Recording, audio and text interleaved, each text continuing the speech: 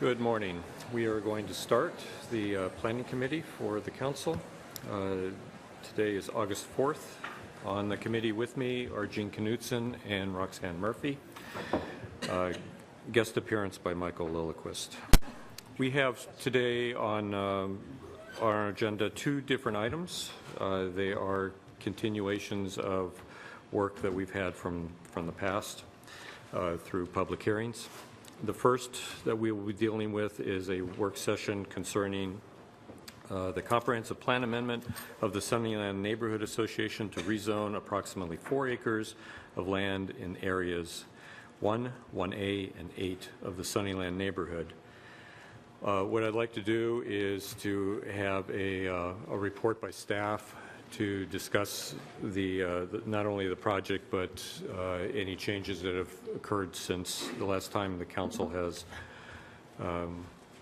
discussed this item, and then I'd like to give the developer and the applicant 5 minutes each to be able to speak to the committee and offer comments associated with their own ideas or alternative proposals.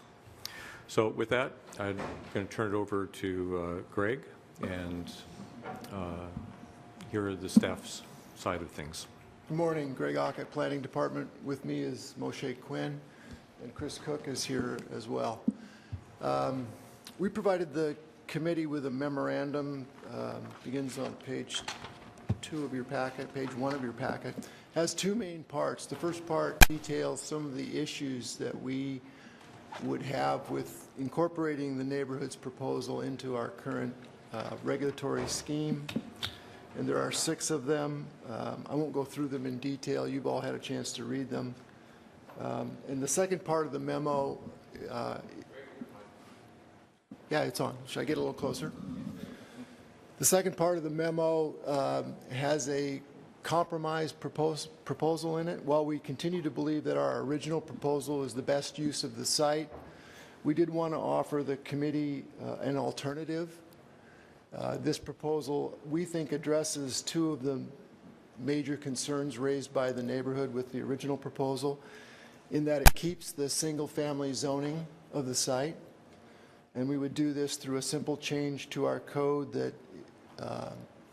would go into the applicability section, so where it details where the toolkit is allowed, and we could just add in area 8 of the Sunnyland neighborhood, so it would keep the residential single zoning, but would allow the toolkit housing forms to be used there. Can I ask a question? Yeah. When you say allowed, that doesn't mean they have to do the toolkit. No, right? under our proposal, they would have to They would have to, that's yes, okay. yes. And then the second issue is we've substituted townhouses for duplexes in the housing forms to address the concern that the entire site could be developed with duplexes. Townhouses typically are on fee simple lots, so that would encourage, perhaps encourage more home ownership in the area. So we keep the original density that staff proposed, 5,000 square feet per unit. Keep the zoning residential single and substitute townhouses for duplexes. So we think with this proposal, we've addressed a couple of the neighborhood's concerns. We did talk with the property owner last week about this. He seemed generally supportive of the notion, and we also let Patrick McKee know that we were going to be bringing this proposal forward. With that, we will be happy to answer any questions from the committee. Committee? Any questions, concerns? I think it's fairly straightforward in terms of what you're proposing and understandable. Moshe? I think what Greg wanted to mention was that we were going to substitute townhouse for duplex. So basically our original proposal said duplex, and we're substituting townhouse for that. So I just wanted to add It's a that to clear the record. substitution. Michael? With regard to townhouses, there's a little attachment to E. Townhouse, maximum 2 units may be attached, and it says not permitted along Illinois Street. Is there a distance measurement for along Illinois Street? Because there's kind of a natural dividing point through the property, but I don't think that, this doesn't refer to that natural dividing point. No, we didn't propose a certain distance off of Illinois Street. What we were looking at is when the future subdivision comes in, the owner's going to have to create the lots along there. And so we're just saying no townhouses fronting on Illinois.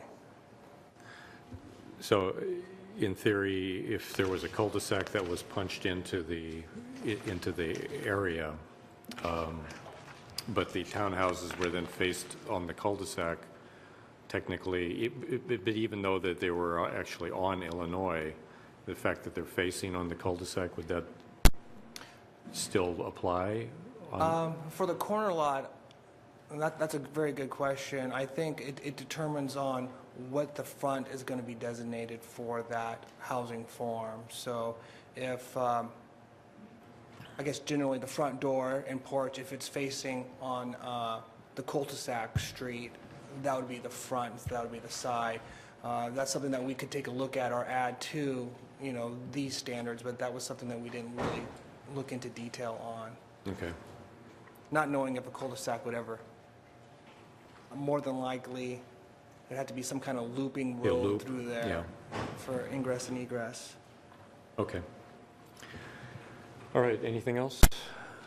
All right, what I'd like to do at this point is ask the property owner if they would like to speak for up to 5 minutes.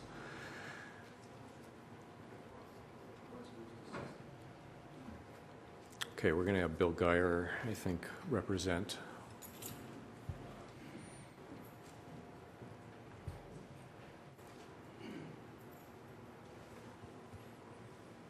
Good morning, council members. For the record, Bill Geyer, Geyer & Associates, 1008 16th Street, on behalf of Sunset Commons.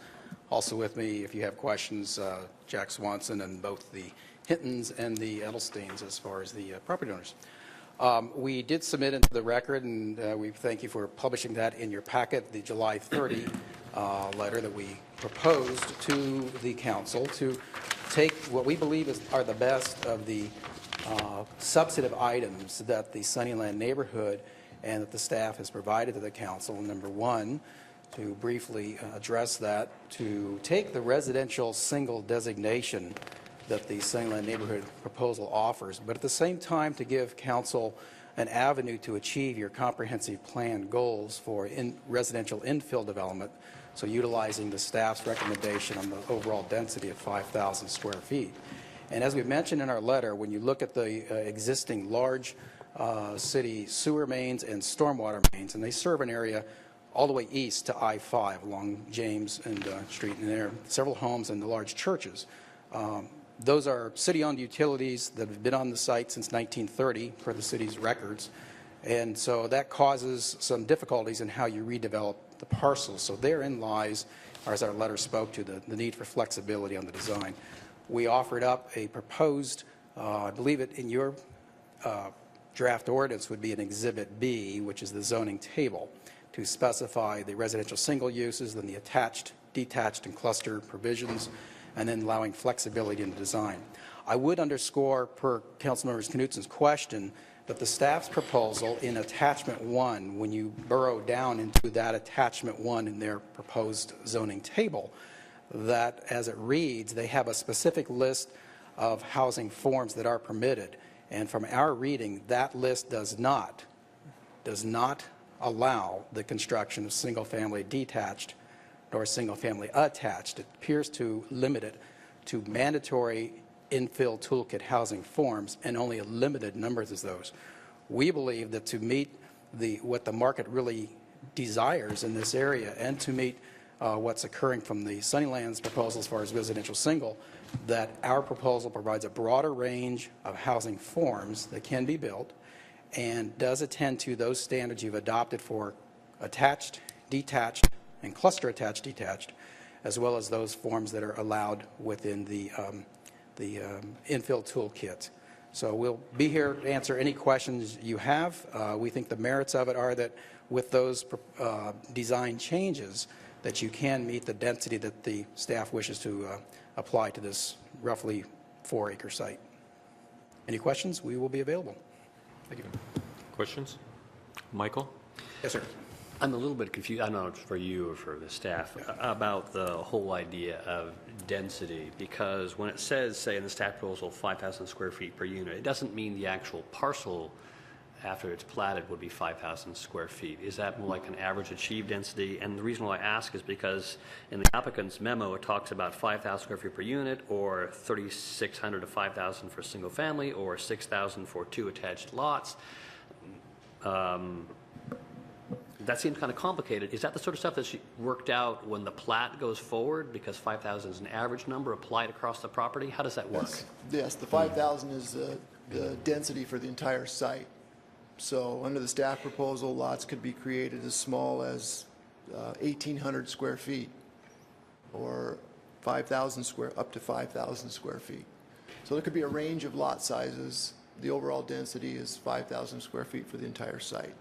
We concur with that analysis. You essentially, given the surveyed square footage that we submitted, you have just about 35, and that's your top end number of units.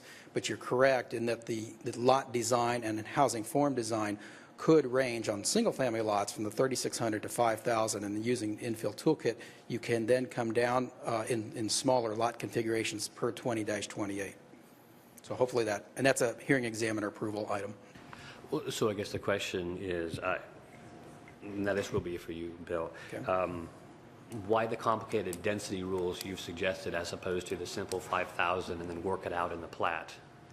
Well, we stayed first with that simplified 5,000 so that there is a unit yield known, number one.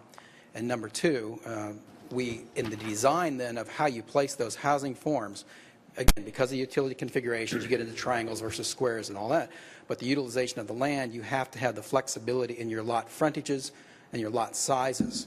Now, we have looked at this, and we apologize it was not in our table, but we concur, for example, that only on East Illinois that frontage should be single-family detached. And then the remainder of the site, you apply the flexibility of other components. So it's in those, way in the details on your lot frontages and lot sizes to build the types of housing forms in the toolkit that you start getting below the 3,600 or expanding back out. I don't know if that completely addresses your question. I'm still not seeing Okay. the supposed advantage of your more complicated proposal if the staff's simpler proposal would still allow that kind of flexibility for all the constraints of Right. the Well, I would first characterize the staff's proposal, quite frankly, as very complex. It's not simplified, because what it does, for example, attachment 1 specifically calls out the mandatory types of housing forms that are permitted, and it does not allow single-family attached or detached, unless there's some different language here, but as we read it, that's how it reads. And then it further takes the housing forms that are allowed in the infill toolkit in 20-28 and narrows that list even more. And we think that is much more complicated, particularly when they come in within an additional change in 2028 for design review and oversight. So ours, we believe, first off, you have a 5,000 square foot density, so everybody knows the maximum number of units. Secondly, the housing forms that can occur are traditional and typical we've seen in the community, single-family attached, detached, and now you're bringing in the option for allowing the other infill toolkit forms that the council has been trying to achieve for the past 5-6 years, and we haven't seen one yet. So I wanted just to follow up. Yeah, Greg. Under the staff proposal in the infill housing chapter, there are no minimum lot dimensions, no minimum street frontage requirements, so it provides the maximum flexibility in terms of designing the site. In terms of attached versus detached, the small house, smaller house, and cottage housing all are detached housing forms. So a detached house could be built on a 5,000 square foot lot under the infill housing forms. So I don't understand, I guess I don't understand Mr. Geyer's comments. You can Mr. build Chairman, if I a could, detached housing unit on a 5,000 square foot lot. Mr. Chairman, a question to you. Yeah, go Rather ahead. than to Greg directly, I'd ask for clarification, because in the small and smaller house regulations in the design, they are limited to a floor area on their main floor and their second floor. So essentially, you have one that's 600 square foot maximum, one I believe is 800 square foot maximum, and even if you take it into 2-floor configuration, having a very small unit. We know that in our standard homes around the community that range from 3,000 square feet on lot sizes to 5,000 square feet, you do have homes that are 1,400, 1,500, in some cases even 2,200 square feet. So that is a very acceptable product in the marketplace. We would contend that the mandatory limiting it only to the small and smaller house severely constricts the type of product that can be built. And you can build a very functional 1,500 square foot house, as I've done a number of times, and so have the owners, on smaller lots that are 3,000 to 4,000 square feet. Yeah, and I think your clients are, they pride themselves in building 1,400 Yes. square foot houses. Correct. That's a basic product that they provide. To me, it seems like it would work within the constraints of this particular housing form setup, so, okay. Other questions? Okay, thank you. Okay, thanks, Bill. We'll be here throughout the morning. Okay, yes. Greg? Yeah, I can clarify. Under the small house rules, on a 3,000 square foot lot, the floor area ratio is 0.35, so you could build a 1,000 square foot house. If the lot was 5,000 square feet, you could build up to a 1,750 square foot house. In the smaller lot configuration, if the lot is 1,800 square feet, you could build a 720 square foot house. Up to 3,000 square feet for the lot, you could build a 1,200 square foot house. So there's quite a bit of flexibility between 720 square feet all the way up to 1,750 square feet. Okay, thank you. All right, at this point, we'll ask the applicant, Pat, from representing the Sunnyland neighborhood to, you can get up to about 5 minutes or so, Pat. Thank you, Mr. Chairman. Patrick McKee, 2801 Grant Street in Sunnyland. I'd like to start out by saying that I like the staff's new proposal. I like the fact that it's residential single. That was one of the main goals for the Sunnyland Neighborhood Association, to maintain residential single zoning in this area. There are some changes that I would like to see to this new proposal, and I sent you an email over the weekend detailing 3 changes that I would like to make. The first change would be to attachment 1, item 2B. I would like that to read, cottages, each unit located on a fee simple lot. Cottages are not permitted along Illinois Street. In other words, I would like to see the houses that front on Illinois Street all to be the traditional residential, single, detached home, because that is what all of the area to the south is zoned for. And I think it would make a way of blending from that neighborhood into this new neighborhood by having residential single houses there. The second change that I would like to see in the staff plan is to insert this into the special regulations column of the zoning table.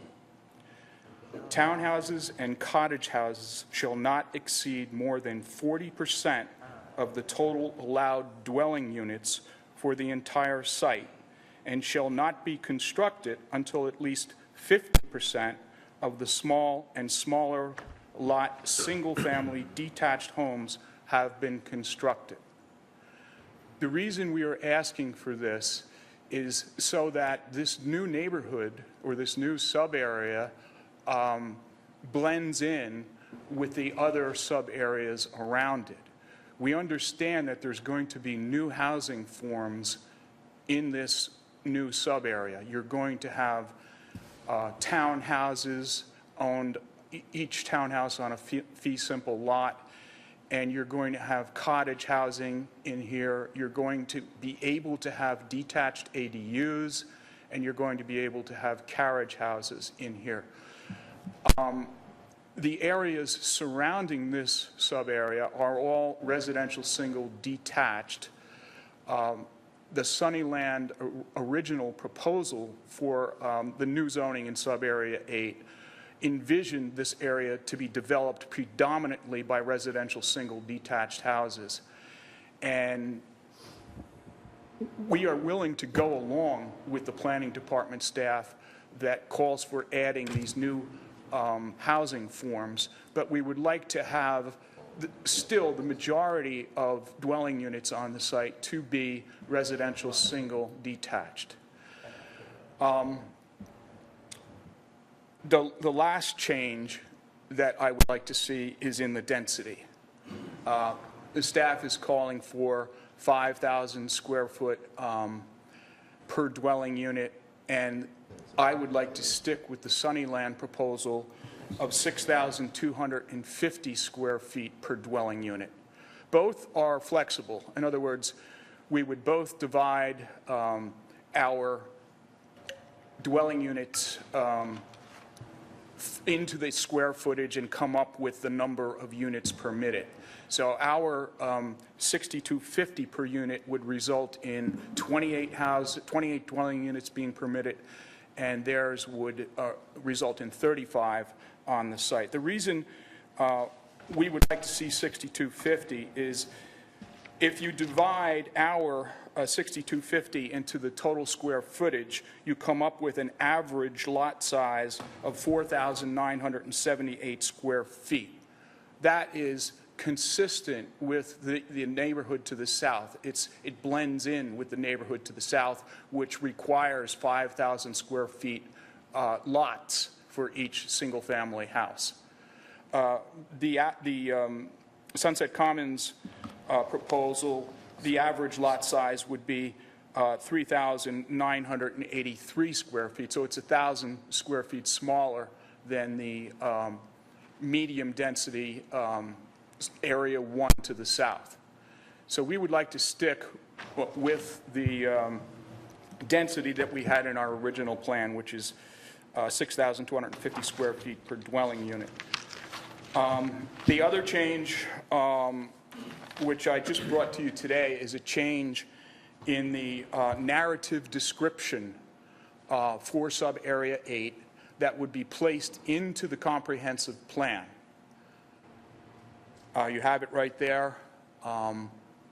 It's similar. No, I know. I was going to say it's similar to the staff's, but it's not. It is different, and you can compare the two. You all have a copy, I assume, up there. Okay. The other things I would like to say is I am really happy that the planning department is limiting the housing forms to the toolkit housing forms. And the reason is because they have design standards. And that is something we've been seeking all along. If you build the traditional single-family house that Mr. Geyer would like added to the housing forms allowed, there's no design standards for those houses. They can look like anything. In the staff proposal, we are getting what we tried to get in our original plan when we called for a design overlay district. We don't need that anymore because the toolkit housing forms have these design standards. This is going to be a good-looking area if you allow only the toolkit housing forms. I think that's about it. Okay, thanks, Pat. Any questions for Pat? Michael? First of all, this has been a really quick turnaround, so I'm wondering how broadly you were able to talk with people in the neighborhood to come up with this proposal. Is it your proposal, a planning committee proposal? How broadly The was proposal discussion? has been shared with all the board members, but because of time constraints, we have not held neighborhood meetings. I was, as a matter of fact, thank you, you reminded me, I was going to ask if you could put off a final vote until next week, at next week's city council meeting. You have one on the 11th, I believe. That would give us more time to broadly, if you agree on something today as a committee and you're going to recommend it to the whole council, I could then spread the word further out into the neighborhood about this new proposal. But right now, it's only been shared with the 7 board members. Well, as far as process, what we were hoping to do is, if we can, to come up with a first and second reading by sometime this evening for the full council's deliberation. And then the third and final, which would be included in with all of the other comprehensive plan amendments, would happen next week or possibly on September 8th, depending on how our other items go. So, you know, we're going to want to try and do something today as far as a vote, but that doesn't mean it can't be changed or altered depending on, you know, your interactions with the neighborhood or how the council feels at the time the third and final vote is taken. Okay, thank you. Gene? Can somebody, in fairness, get a copy of this to the developer of your language? Yeah, I can give them my copy. Okay. I think it's only fair. There's another proposal. We've got a couple of them, so let them look. It's changes to the staff Yeah, proposal. no, I know. Yeah, this letter came in on Saturday, Yeah. so They- staff hasn't even had a chance to go and really read it, too. Let's see, Michael? Patrick, I have a question. No, it has to do with cottages. This proposal seems to treat cottages with a little more hesitance than some of the other infill types. Yes. These are detached single-family homes. They're just as how they're arranged around an access that's different. I guess I don't understand the neighborhood's concern with those because, you know, where I live down the south side is a perfect example, and they look for all the world, you know, emotionally as single-family homes, even though they're officially cottage, just because of how the access is. So why the concern with cottage houses? The limitation on cottage houses that I put into the proposal was only on along Illinois Street. I just thought that the small and smaller detached single-family home would look better there. It would be closer to the size of the other houses. It's a fine point. In other words, if the council did not want to accept that suggestion, we could live with that. It was just that, for instance, the design consultant that was hired to do the charrettes in 2008, one of their recommendations was to have all single-family detached homes fronting on Illinois Street because it would provide a transition into the site.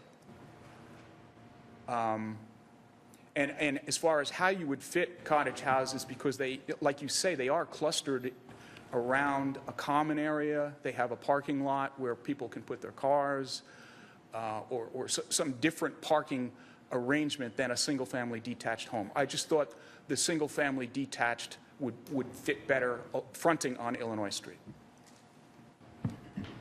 Okay. Gene? Greg, your reaction to Patrick's memo? Or whatever. If council agrees that detached single-family is appropriate along Illinois Street, we could add some language to that effect so that would only allow small and smaller houses, detached houses along Illinois Street. The other part of this is cottages with each unit located on a fee simple lot. So each cottage would, under the neighborhood's proposal, would have to be on its own lot. That's an option under the toolkit, but it's not required. And actually, the form of housing, as was said, is a number of units around a common area, and those wouldn't be necessarily be on fee simple lots. It's an option to do that. With respect to limiting the number of units on the site to 40% and requiring that single family be built first, you know, we're loading this site up with a lot of new requirements already, and so we feel like this is not needed.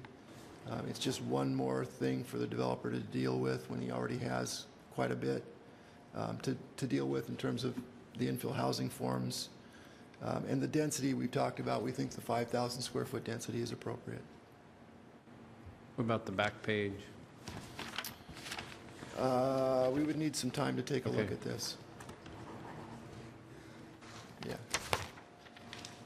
Yeah. Yeah, just real quick, just the back page, are you suggesting that that is in lieu of all of the information that's on Exhibit A, that's an entire page?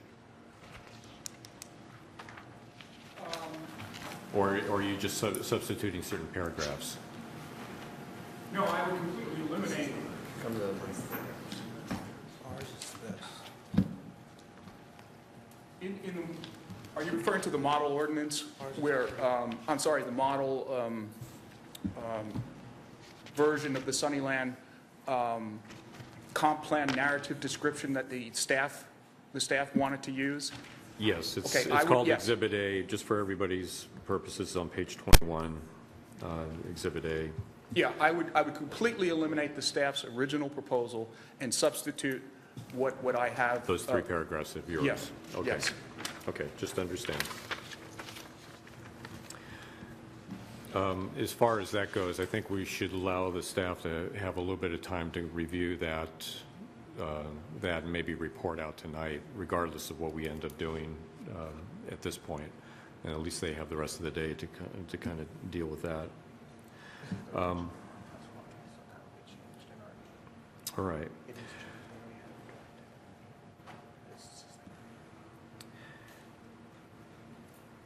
Okay, so I think right at this point, if the committee has any feelings that they'd like to be made known about these various issues that were presented to us today, then maybe this is the time. Gene? Nice. Yeah, we should wait for, While they're doing it, I just want to thank everybody. This is what I envisioned when we sent this here, and I think it's going well. I'm glad that things are starting to come together, and hopefully we can mesh this all out and get something planned, because the last thing I want to see is nothing. I mean, I applaud Greg for coming up with something, applaud Patrick, applaud the property owners for coming forward, because if we rejected everything and started all over again, I don't think that's a wise thing. But I do have a question again, and correct me if I'm wrong, Greg, but we've talked about before, has anybody used the toolkit yet in the city of Bellingham? And I bring that up because the language that Mr. Geyer sent in to me, you know, infill toolkit permitted but not required, and I don't have a problem with that, but go ahead. The toolkit housing forms are being used currently in a development along Peabody Street, Oh, it is, okay. and I believe they're in for permits. Okay. So they're in for So permits. it is, somebody is using it? Okay. yeah, the main concern that I have about whether or not to make it optional or not just has to do with design standards. And I think, you know, Pat, I think it had expressed it, that there are no single-family design standards right now. There are for the, you know, 2028, the toolkit stuff. And they're not, I don't think that they're onerous design standards, but they do give a character to the building, that at least there's an assurance to the neighborhood and the community of what they might look like, and how they would actually blend in with the rest of the neighborhood. And for me, it seems like we should definitely have that as being a component of our proposal. I'm perplexed about this issue about whether or not we're going to have 28 homes versus 35 homes, when some of the other issues that we've dealt with over these last few years, when we're talking about hundreds and hundreds and Yeah. hundreds of houses per development, and here we're squabbling over 7 homes. To me, the density of an area that is right in the middle of town, that is relatively close and within walking distance of a large shopping center, and what we're hoping for is to have a little bit more density within our existing neighborhoods. To me, I feel like 7 houses, this should not even be an issue, but I know it is, but I would be supporting the higher amount for this particular property. The 35? Yeah, with the 35. And I do agree with Greg about under the special regulations part that Pat had brought up. Again, for a project of this size, I think it would probably put too much pressure on both the developer and especially our staff to go and monitor whether or not, a certain amount of property is being developed in this particular way. That said, I mean, I've been one of the most critical people of one of our very first, quote, urban villages, in the fact that all they did was build commercial and they didn't build residential, and got us into a real pickle with our housing stock because the housing wasn't being developed. But that was a very large project, and I would very much have encouraged that type of an approach for a large rezone such as an urban village, but for something that's going to be just for 35 houses, I don't, because I think that when the developer builds, they're going to build all at one time, because the infrastructure is all going to go in at once. They're going to want to maximize their return right away, and I'm sure that they're going to want to build everything fairly quick. So I don't know if anybody else has any comments, but what I would ask is that we entertain a motion, and I would suggest that we would entertain a motion to accept the staff's proposal. I do believe that the neighborhood and the owners are fairly close, and I agree with you, Gene, that they are fairly close, and we're just dealing with some very minor details. They may not be minor to them, but in my opinion, I think that they're fairly minor given the entire proposal. But I think that the staff's proposal is probably the best option, and it is a compromise. And oftentimes compromises make everybody unhappy, but I would be happy to entertain that motion. Well, for discussion purposes and for sending it to the floor, I'll make that motion, and we'll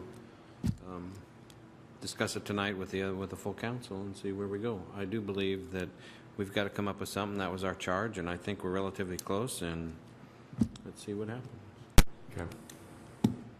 Any thoughts? No? Okay. Any other discussion? Okay. All those in favor, say aye. Aye. Opposed? Okay, that passes unanimously. We'll bring that forward tonight as a recommendation. All right. Our next item has to deal with docketing. My favorite subject.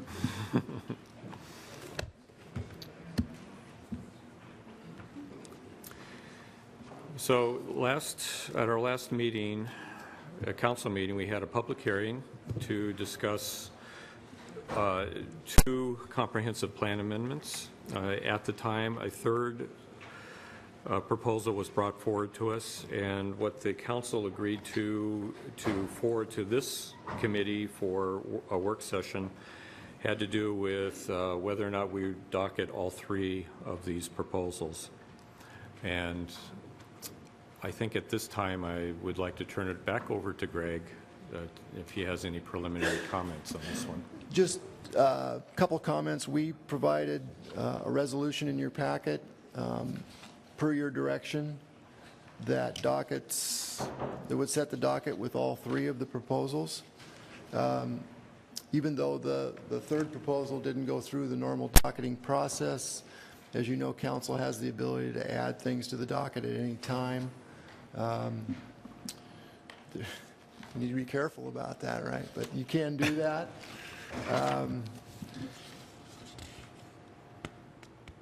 It might be appropriate, but I'll just offer this up, it might be appropriate to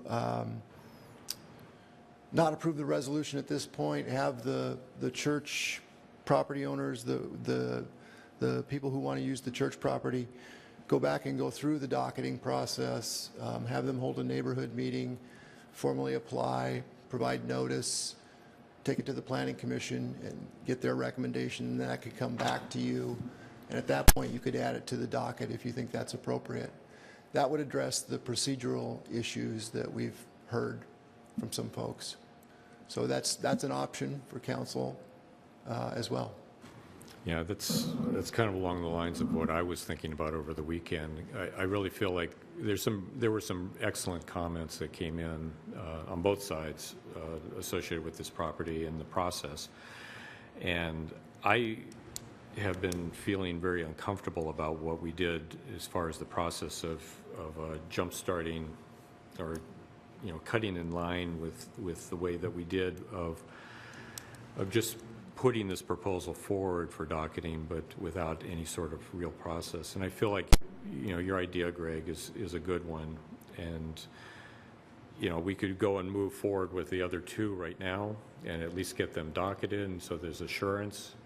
But we could ask the property owner and the eventual people that would be using it, the business that would be using it, to go through the preliminary part of a neighborhood meeting and a planning commission meeting. And so with that, just to verify, how quick of a turnaround do you think something like that would occur if that was the type of direction that we would give for tonight? It would probably be 2 months or so before it would come back to you. And then we could just simply, because we can do this at any time, we can put it on the docket, and then that could then be incorporated and actually reintegrated into the Area 9 It could be, yes. area, because that's being looked at the same time. Yes. Gene? Yeah, I have a question, Greg, and you know as well as I do, we've been around a long time. Planning is not one of my favorite subjects, but I've dived into it a little bit more since I've been on the committee. Could they go ahead with this and get somebody asked me this question, and it wasn't anybody from the people that are trying to go in there and do anything with that building, but some of the residents said, could they go in there now, buy the building, and get a conditional use permit to do their business and then go through all this other stuff? Yeah, it's a great question, Gene, and that's the first thing that we looked into. It's a residential single zone, so the conditional uses that are allowed are very limited. Churches is one of them, obviously, but offices are not. So, yeah, that was our first. Non-conforming conditional use permit, are those even allowed? Not even that, huh? Okay. This is the only way to change the zoning to get offices allowed in this residential single zone. So, understanding what this overall proposal is, and understanding, Michael brought this up in very good, a very good way at the public hearing. Are there ways of conditioning a rezone of the property in such that we would be able to limit some of the other types of uses that would be more egregious? Yeah, we have planned commercial zones that limit the uses. In the zoning code, under planned commercial, there's a lengthy list of permitted uses, but in the individual sub-areas, we can limit the uses further. So it's possible that we could design something that would limit it to medical offices, not necessarily this medical office, but medical offices in general. That's something that we would need to research and go through And the is process. it a situation where it can be like medical offices only? Could be. Could be. It would be we'd be creating another unique zone. Well, it's the 351st Yes. sub-area zone that we would have, and Yes. that's one of our problems, is that we have too many of them. Yes. Gene? Just back to the docketing question. I know it's uncharacteristic to docket something that wasn't gone through the proper channels, but if we did docket it, we'd have those conversations. You know, people, when you docket something, doesn't mean you're approving it. We could still docket it and have the discussions with the neighborhood and all. See, that's where I think it's been a bugaboo for years, but I don't know what the harm is if we went ahead and docketed it and got it going and then had the discussion, and if it didn't work out. I don't know. Yeah, That's once just me. something is docketed, then it goes through this process where you have to hold a neighborhood meeting, provide notice, the planning commission meets, they make a recommendation, it ultimately comes to you for a decision. So there is a public process for all things that gets docketed. It's that pre-process that this one didn't go through. And are we not docketing something that would have been brought forward because this one was brought forward? We're not backloading. These are, you told me the other night, these are the only things that have been asked for docketing this year, just just throughout 2, 3, yeah. Yes. 2, okay. I guess people would be worried we're opening up a sticky wicket by allowing this sort of thing to happen. I've thought about that over the weekend too, so I understand that. There's some other things on our agenda that I feel the same way about, but I know I do understand that that is today's part agenda? of the discussion. So, Michael? Thanks for letting me speak. I think I am feeling much as you are. I'm feeling regret over our decision. I agree we have the right to docket anything at any time. It doesn't mean we should. I'd like to go back and try to fix the public process. And this is neither speaking for or against the proposal.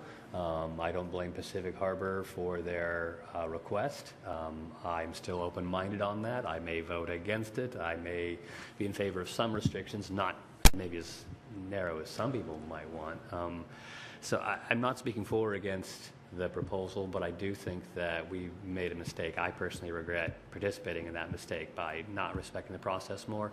I'm thinking going back 2 months, fixing it, that's what we should do. So I would appreciate it if the committee recommended that to the council tonight.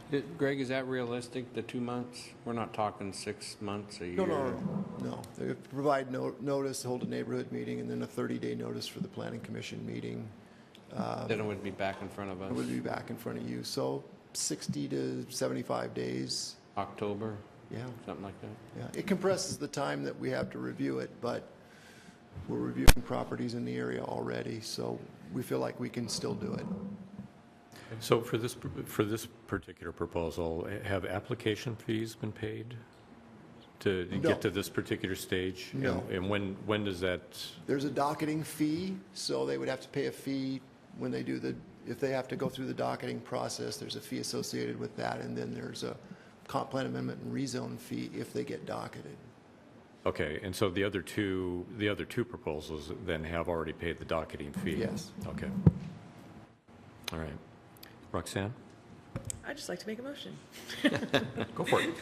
I would move that we would send the first 2 proposals to formally docket, and that we would send the third back for following the proper process in community outreach, planning, commission review, staff review. So be it. Okay. Okay. All right. Any other discussion on this item? Okay, all those in favor say aye. Aye. Opposed? Okay, that passes unanimously. We'll bring that to the council tonight.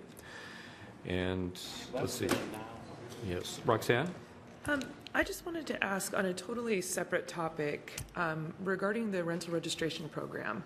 I was hoping there are some things that could possibly be reviewed to include in option 1. So items that I'm thinking about and have been thinking about include there being an option of doing your own inspection. And if the property owner were to do their own inspection, what would that get them? You know, maybe you wouldn't have to pay the fee, or maybe you would get a year off from any scrutiny, whatever that might be. Another thing that I was thinking about is stepping up the fee in relation to people that don't want to comply with our code or our building inspections. So a really high fee could really deter that kind of activity. So I hope that could be assessed. And then lastly, over time, maybe not immediately, taking a really good look at our code enforcement codes and laws and figuring out ways that other communities have put more teeth into their code enforcement to really help with neighborhood safety. That's it. Can I ask a clarifying question about the first part with the do-it-yourself inspections? Yeah. How is that different from a declaration of compliance, where they would actually be filling it out themselves as well? I would just think maybe it could be a perk, an additional perk that you could get from it. So yeah, you definitely declare that this is safe, this is for the best interest of all, but maybe there could be some incentive built in to add an additional certification, a third-party certification. And that would mean added assurance, but also maybe it could get the property owners something. Does that help? Yeah, well, we'll be looking at it at some point next month. But, yeah. Okay. Any other business? All right, our meeting's adjourned.